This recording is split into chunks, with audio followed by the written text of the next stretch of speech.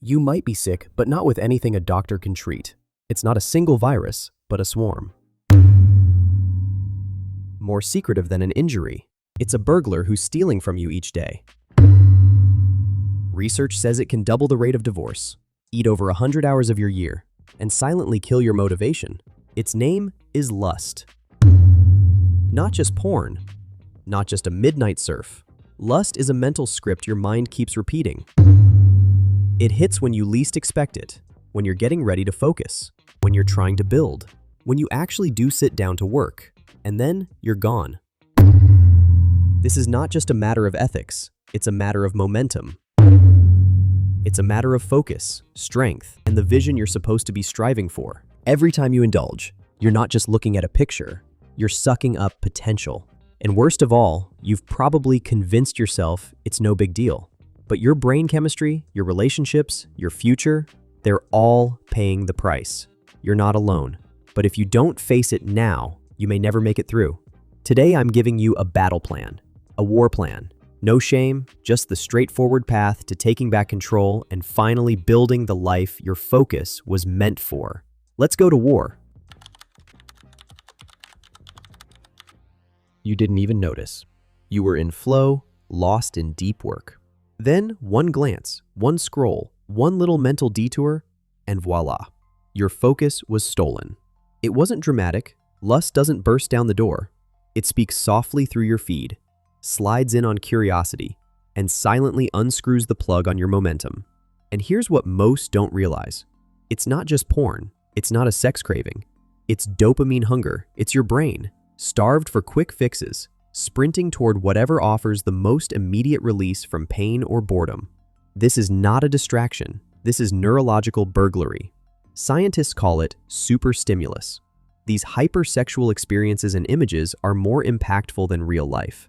They efficiently overstimulate your brain and reward system, causing you to prioritize your desires over real connections, leaving you chasing meaningless goals and eventually feeling meaningless yourself. Now, every time you get anxious, stressed, lonely, even bored, you grab at the closest distraction. Not because you're weak, but because the loop has been conditioned. This is the trap. You started the day with intention, but now you're chasing satisfaction, not meaning. And here's the cost. It's not just time, and it's not even guilt. It's an erosion of yourself. Each time you crave, you're teaching yourself. This is who I am. I go easy. I avoid the hard. I run from stillness. But here's the wake-up call. If your brain was conditioned into this cycle, it can be conditioned out. You don't have to be afraid of the desire. You need to become aware of it. You've been down this road, made the promise, sworn this time was different, deleted the apps, set boundaries, told yourself, never again. And for a day, perhaps two, you were succeeding. But then life got in the way. You were tired, lonely, and slightly bored. One trigger came along and boom, you're in it again. Once that post-clarity hits, you ask, what is wrong with me? The answer to that is, you're not weak. It's just what you've been trained to do. Willpower was not built to win this war, because willpower is temporary. It vanishes the first time pain comes along. And lust doesn't take hours, it takes a crack. This is not a moral war, this is a neurological war. Every time you give in to the craving by scrolling or clicking on her page, you're escaping reality and reinforcing the loop. Your brain learns this pattern instantly. When you feel the tension of discomfort, you run towards the pleasure of escape. This isn't a choice. It's your brain's default programming. Typically, the reason you're failing isn't from a lack of effort. It's that you're trying alone, without a system. You don't overcome lust by battling it harder. You overcome it by shifting that energy. You overcome it by changing the pattern. That same tension, the one that gets you off track, can be the trigger to level up, to move, to create, and to build. You think Kevin Gates just stopped watching porn by accident? No. He translated that craving into reps, bars, and studio time. He did not mute it. He redirected it.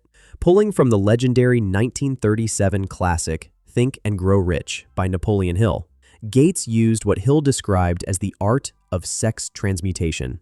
He harnessed one of humanity's most powerful urges and converted it into creative fuel. If you're trying to win this war by trying harder, then you're already behind. Because this isn't about brute force, it's about control. The hunger you feel, that fire in your chest, that's not a weakness. That's energy without a purpose. So let's give it one.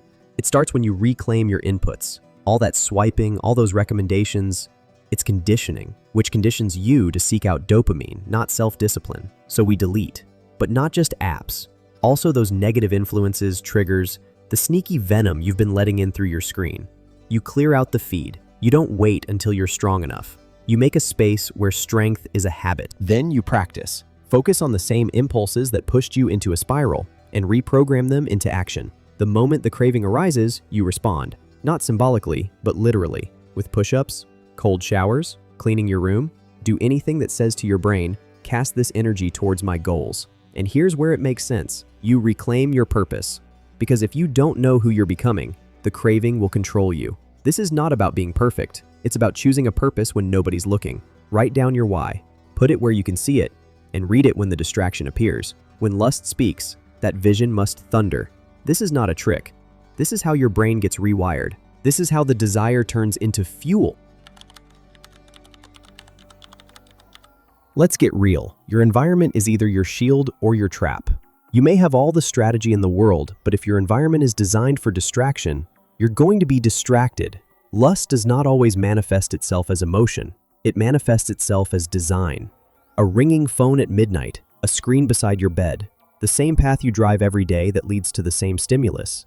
These are not mistakes. These are traps your brain has learned to expect. And the worst part? You design them yourself. That's why motivation is depleted. Because you wake up in a battlefield built against concentration. Want to fix that? Don't start with more commitments. Start from the beginning. When and how do you wake up? What's the first thing you do when waking up? These are not small things. They are the map of your day. Remove your phone from your bedroom. Charge it in another part of the house. Let the first thing you see be your journal, a book, a glass of water, creating an invitation to be in control, not lust.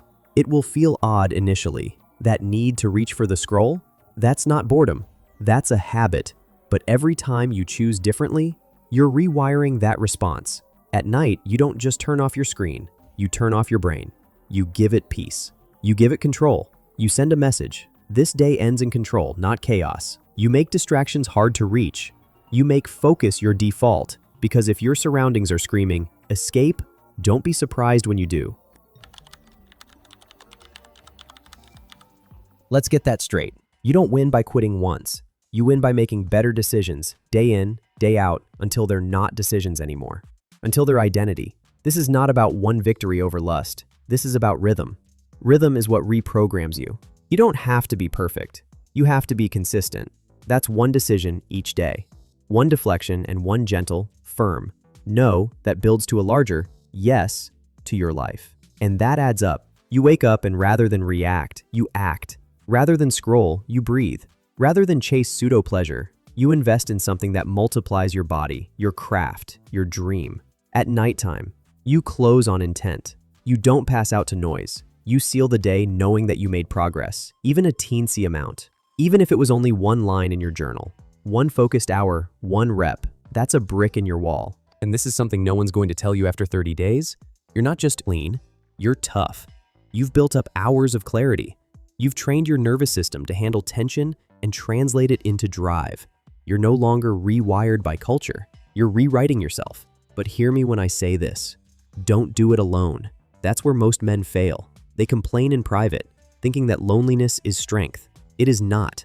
Accountability is. Log your wins, share your hot streaks, tell a buddy, build your system, because a man with a plan, that's a man who makes it through. And when you fail, and you will, you don't disappear, you restart. You start again and you reload. This is not about being in control. It's freedom, the kind that lets you walk into any room, into any moment, and know your fire's not being wasted. It's being used. So, if you're ready to change, hit the subscribe button. And if you're ready to dig deeper, if you're ready to learn how to use lust as fuel, not as poison, and become irresistible forever, then watch this video.